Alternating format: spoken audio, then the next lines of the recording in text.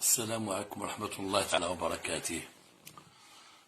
تنسلم على جميع الإخوة اللي تيسولوا عليا وتيسقسيو فيا ومتبعين متبعين الأمور ديالي.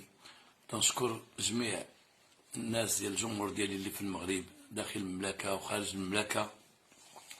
تنشكر جميع الأصدقاء جمعوا لي فون ديالي كلهم تنشكرهم، لأنه فريمون عجبوني بهادشي اللي داروا من اجلي، وعجبوني بهاد لي كومونتير اللي داروا وتبعوا هذاك المرض ديالي تبعوه، مع انني الحمد لله دابا تعافيت شويه والحمد لله، وطلبوا لي الشفاء وجاب الله الشفاء، وتنشكرهم بزاف.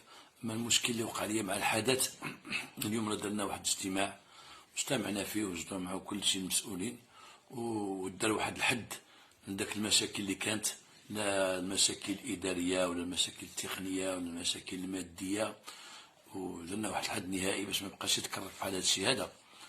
وغدا ان شاء الله راه تلبية لطلبكم ورضوخا لما تطلبونه مني، فانني غدا ان شاء الله غادي نتلاقاو مع السبعة من جديد، وغنتلاقاو باش نشرح لكم في الاول شنو وقع بالضبط، وغادي نبدا في حلقة جديدة غدا ان شاء الله غنديرها لابد، وغنفدي لكم الحلقات اللي ضاعوا كاملين، وغنكمل معكم لانه ما عنديش شي حل من غير هذا الحل هذا.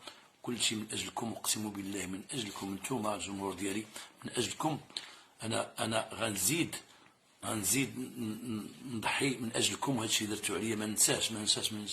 وخيركم عمري ما ردكم خيركم.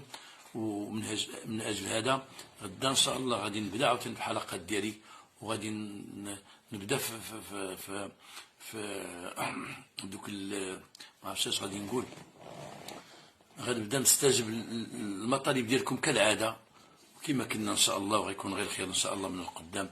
وشكرا، سمحوا لي ربما رانا شويه مرتبك باش ندير لكم هادشي، ولكن تنازل عند رغبه ولادي ومراتي وصحابي باش نخبركم بهذا الشيء هذا، نخبركم بان غدا ان شاء الله غادي نبداو العمل ديالنا، وغدا ان شاء الله غادي نديروا حلقات كالمعتاد ديما مع السبعه لواحد المده حتى نشوفوا شنو غنديروا من بعد. والله يعطيكم صحتكم والله يخليكم وليداتكم، والسلام عليكم ورحمه الله تعالى وبركاته.